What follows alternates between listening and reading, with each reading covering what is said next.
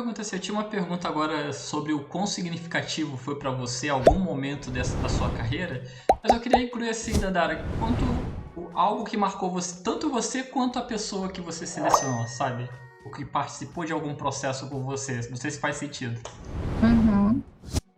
Ai, olha, eu confesso que quando eu caí nesse mundo do RH, eu tinha muitas inseguranças, eu já até falei disso com você, porque eu nunca tinha trabalhado em RH antes, eu nunca tinha trabalhado em empresa, e na troca eu tive o desafio de criar um processo seletivo do zero, né? E não só criar um processo seletivo do zero, como criar um processo seletivo que fosse inclusivo, que tivesse ali o foco na inclusão da diversidade nas organizações. E uma das coisas que a gente sempre teve como valor na troca foi pessoas em primeiro lugar.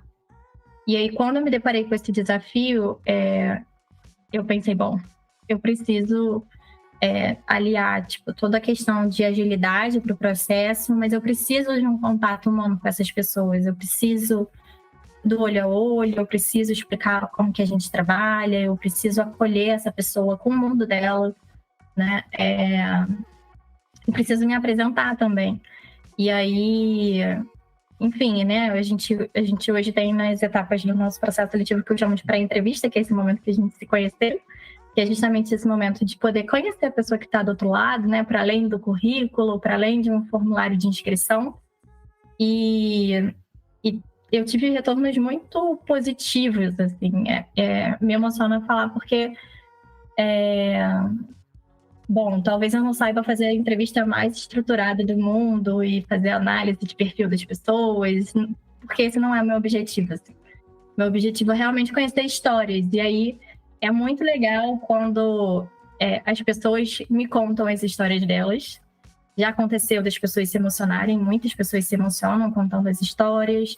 Eu escuto muitas trajetórias muito doloridas nesse momento, assim, de pessoas com currículos incríveis e experiências maravilhosas e um perfil absurdo e que me relatam ali situações de discriminação por aparência, por alguma característica racial, por uma questão de gênero, me relatam situações de assédio e já recebi, assim, recentemente até uma menina que ela falou, Donara, para mim valeu esse momento na minha vida.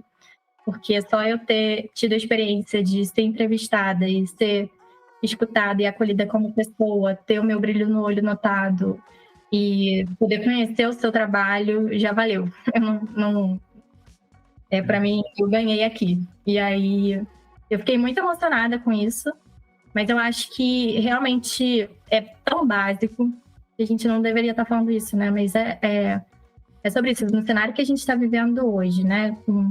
Um desemprego ainda alarmante, com desigualdades sociais tão absurdas, numa porta de entrada, numa oportunidade de trabalho, as pessoas não se sentirem vistas, as pessoas não se sentirem acolhidas, as pessoas sentirem que, né, todo aquele sonho que elas cultivaram e toda a trajetória delas é completamente descartada por um algoritmo, sei lá, né? Eu acho que é muito cruel, sabe? Então, o que eu posso fazer de diferença é isso, é acolher cada pessoa que chega, é ler cada apresentação. Eu sempre peço para a pessoa, na inscrição, me contar um pouquinho da história dela já, e as pessoas se surpreendem de saber que eu li aquilo. Eu falo, gente, eu pedi para você contar, é óbvio que eu vou ler, não é mesmo? Mas não é óbvio, né? Eu sei que muitas dessas informações, infelizmente, realmente não chegam. Mas o que já é um momento tão difícil, né? Porque muitas vezes a gente, claro, aqui não está falando de forma geral daquela pessoa que está na disputa por uma vaga que vai ganhar 10, 15 mil de salário, que vai levar ela a viajar para a Europa mês que vem. A gente está falando muitas vezes de uma pessoa que não pagou as contas do mês passado, né, Dandara? E assim, já tem todas as dificuldades do processo de seleção, digamos, ainda mais esses cenários, e só imagino, né? Quanto deve ser ruim a pessoa se sentir invisível nesse momento, né? Uhum. Assim, tem tanto pessoas que estão aí na busca por um primeiro emprego formal da vida, mas que já trabalham há muito tempo e os trabalhos que essas pessoas desenvolvem simplesmente não são nem um pouco validados pelos requisitos formais das empresas. E nesse momento em que eu escuto, eu acolho todos esses conhecimentos e práticas que essa pessoa desenvolveu nesse processo. Mas, além disso, tem pessoas com, realmente, assim, com altos níveis de senioridade e que não conseguem se manter em vagas porque existe uma grande discriminação. E aí, esses relatos chegam também, né? Já entrevistei uma mulher que foi demitida porque estava grávida, já entrevistei uma pessoa que estava num nível sênior e que não sustentou ficar na posição porque sofria muita discriminação, muito assédio moral e precisou sair porque adoeceu completamente. Então, abrir esse espaço, e para mim, o que eu acho que faz diferença em ser psicóloga é ter essa escuta atenta e sensível, e uma coisa de proporcionar esse momento da entrevista como um espaço de confiança, sabe? De entender toda essa bagagem que a pessoa traz, inclusive emocional, né? Porque quando a gente pensa que uma pessoa está extremamente traumatizada